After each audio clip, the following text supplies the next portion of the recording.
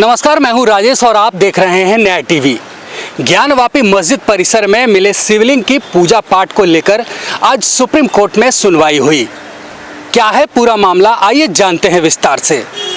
ज्ञानव्यापी में मिले शिवलिंग पर पूजा की इजाजत और कार्बन डेटिंग की नई याचिका पर सुप्रीम कोर्ट ने सुनवाई से इनकार कर दिया। सुप्रीम कोर्ट ने कहा कि निचली अदालत में मामला उठाइए। कोर्ट ने याचिकाकर्ता को छूट दी है कि वो ट्रायल कोर्ट में मुद्दे को उठा सकते हैं। कोर्ट ने कहा कि अभी मुकदमा लंबित है तो सुनवाई नहीं करेंगे। सुप्रीम कोर्ट ज्ञानव्यापी मामले में वाराणसी कोर्ट के फैसले का इंतजार करेगा। सुप्रीम कोर्ट ने कहा कि मामले के सुनवाई योग्य होने पर ट्रायल कोर्ट सुनवाई करता रहेगा। सुप्रीम कोर्ट मामले को लंबित रखेगा और अक्टूबर के पहले हफ्ते में सुनवाई करेगा। सुप्रीम कोर्ट ने वकील हरिशंकर जैन से कहा कि आप एक समझदार वकील हैं। आप जो याचिका में मांग कर रहे हैं वो आप सूट पर बहस के सुनवाई के दौरान मांग कर सकते हैं। आप अनुच्छेद 32 के तहत मांग नहीं कर सकते। जस्टिस चंद्रचूड़ ने कहा कि हमारे आदेश के मुताबिक हिंदू पक्ष की याचिका सुनवाई योग्य है या नहीं, इस पर अभी निचली अदालत में सुनवाई हो रही है।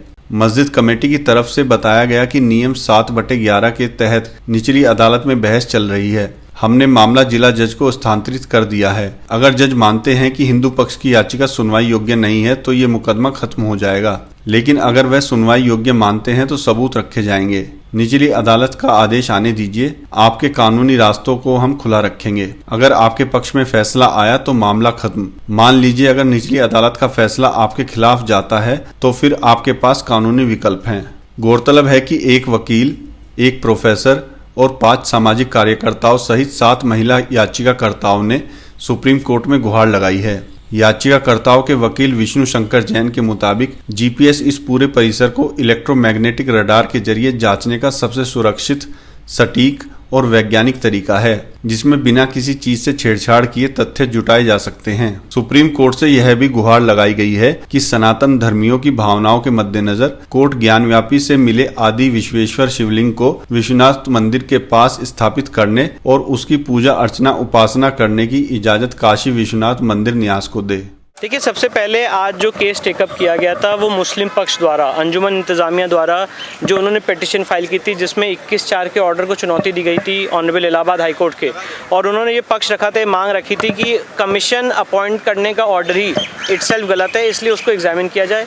जिसमें माननीय सुप्रीम कोर्ट ने ये बात कही कि अभी ऑनरेबल डिस्ट्रिक्ट जज वाराणसी के सामने ऑर्डर 7 रूल 11 पे मेंटेनेबिलिटी के इशू पे ऑलरेडी बहस चल रही है, इसीलिए इस मामले की अगली सुनवाई उन्होंने अक्टूबर में रखी है। देखिए, 2 और याचिकाएं दायर की गई थी। एक याचिका थी व्यास परिवार की तरफ से और एक याचिका थी जो पारुल खेड़ा जी उनकी तरफ से, जिसमें मांग की गई थी कि वहाँ पे शिवलिंग जो मिला है उसकी कार्बन डेटिंग कराई जाए।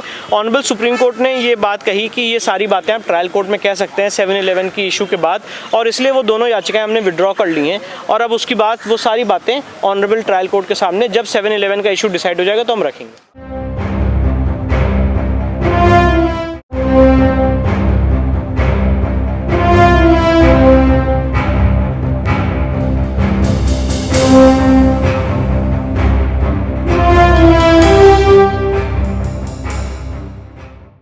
हरियाणा के नूह में डीएसपी की बर्बर हत्या का मामला अब सुप्रीम कोर्ट पहुंच चुका है और अब सुप्रीम कोर्ट ने हरियाणा सरकार से जवाब तलब किया है।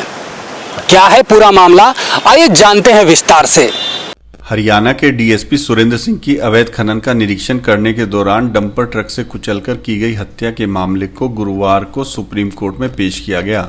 सीनियर एडवोकेट एडीएन राव ने इस मामले का उल्लेख जस्टिस एएम खानविलकर की अध्यक्षता वाली पीठ के समक्ष किया, जो क्षेत्र में खनन कार्यों की निगरानी कर रहे हैं। एडवोकेट एडीएन राव को सुप्रीम कोर्ट द्वारा अरावली पहाड़ियों में अवैध खनन से संबंधित मामलों में अमिकस क्यूरी के रूप में नियुक्त किया गया है। अमिकस क्यूरी ने पीठ से क्षेत्र में अवैध खनन पर राज्य सरकार से की गई कार्रवाई रिपोर्ट मांगने का अनुरोध किया। पीठ अनुरोध पर विचार करने के लिए सहमत हुई है। गौरतलब है कि 19 जुलाई को डीएसपी सुरेंद्र सिंह को ट्रक ने कुचल दिया था, जिसे उन्होंने अवैध रूप से खनन किए गए पत्थरों को ले जाने की सूचना मिलने पर रोकने की कोशिश की थी। आपको बता दें कि हरियाणा सरकार ने घटना की न्यायिक जांच के आदेश दिए हैं। गृह मंत्री अनिल विज ने ट्वीट किया है, हरियाणा सरकार ने मेवात में खदान माफिया द्वारा डीएसपी की मौत और उस क्षेत्र में अवैध खनन की अन्य सभी परिस्थितियों की न्यायिक जांच कराने का फैसला किया है।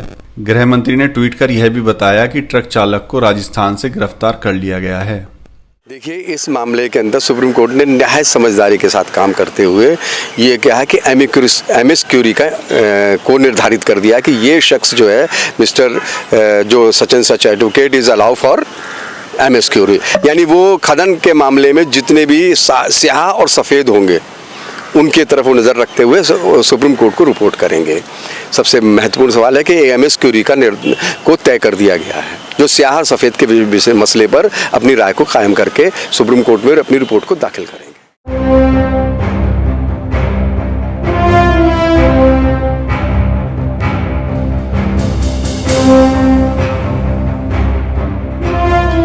देश और दुनिया से जुड़ी खबरों के लिए चैनल को सब्सक्राइब करें, लाइक करें और बेल आइकन प्रेस करना ना भूलें।